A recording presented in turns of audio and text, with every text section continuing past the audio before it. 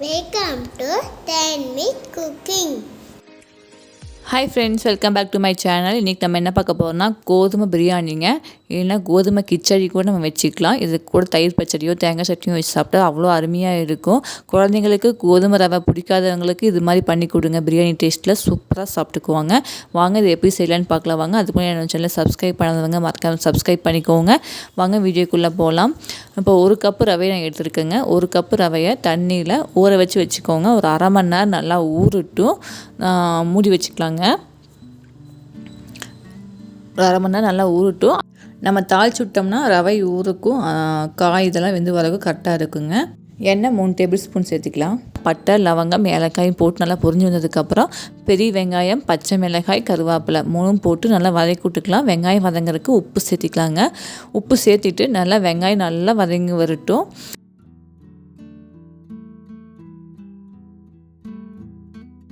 இப்போ வெங்காயம் நல்லா வதங்கி வந்துடுச்சுங்க. தக்காளியும் இஞ்சி பூண்டு பேஸ்ட்டையும் நம்ம சேர்த்துக்கலாங்க. நான் சேர்த்தும் போது வீடியோ எடுக்க மறந்துட்டேன். உள்ளே சேர்த்திக்கோங்க.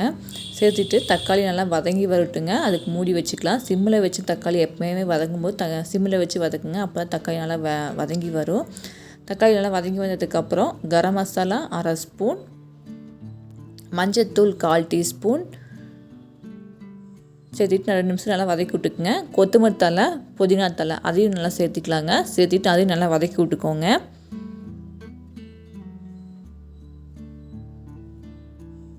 இப்போது 1 டேபிள் ஸ்பூன் தயிர் சேர்த்திக்கலாங்க. தயிர் சேர்த்திட்டு கேரட்டு, பீன்ஸு, உருளைக்கிழங்கு 3ம் நம்ம உள்ளே சேர்த்திக்கலாம். நமக்கு உங்களுக்கு எந்தெந்த காய்கறி இருக்கோ அதை சேர்த்திக்கலாங்க. பட்டாணி, உருளைக்கிழங்கு, கேரட்டு, பீன்ஸு, காலிஃப்ளவர் நம்மளுக்கு என்ன வெஜிடபிள்ஸ் பிடிக்குமோ அதை உள்ளே சேர்த்திக்கலாங்க. சேர்த்திட்டு ஒரு 5 நிமிஷம் நல்லா காய் நல்லா வதங்கட்டுங்க.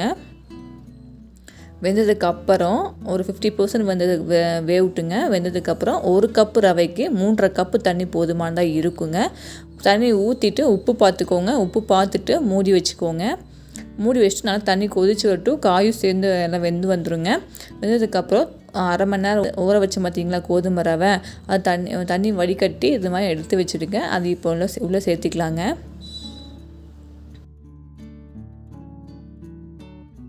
நல்லா கிளறி விட்டுக்கோங்க. கிளறிட்டு 1 ஸ்பூன் நெய் சேர்த்துக்கலாங்க.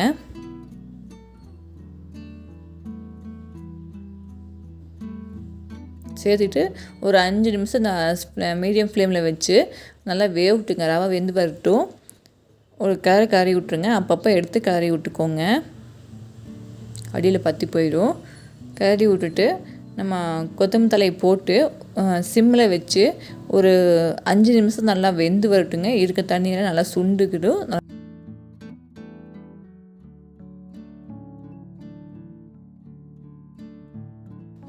இப்போ பாருங்கள், ஒரு 2 நிமிஷத்துக்கு அப்புறம் இந்த அளவுக்கு வந்துடுச்சு. சூப்பராக ரெடி ஆயிடுச்சுங்க கோதுமை ரவை. இன்னும் கொஞ்சம் ஆறுச்சு அப்படின்னா இன்னுமே ரவை கரெக்டான பக்குவத்தில் வந்துடும், பலன்னு வந்துடுங்க. அவ்வளோதாங்க, ரெடி ஆயிடுச்சு. கோதுமை பிரியாணி ரெடி ஆயிடுச்சு. கிச்சடி கூட சொல்லிக்கலாம். இது கூட தேங்காய் சட்னியோ தயிர் வெங்காய பச்சடி வச்சு சாப்பிட்டா அவ்வளோ சூப்பராக இருக்கும். செஞ்சு பாருங்கள், ட்ரை பண்ணி பாருங்கள். மறக்காமல் என்னோட சேனலை சப்ஸ்கிரைப் பண்ணி வச்சுக்கோங்க. உங்களுக்கு இந்த வீடியோ பிடிச்சிருக்குன்னு நினைக்கிறேன். அடுத்த ரெசிப்பியில் பார்க்கலாங்க. இதை புதுனா லைக் பண்ணுங்க, ஷேர் பண்ணுங்க, கமெண்ட் பண்ணுங்க, சப்ஸ்கிரைப் பண்ணுங்க. பாய்.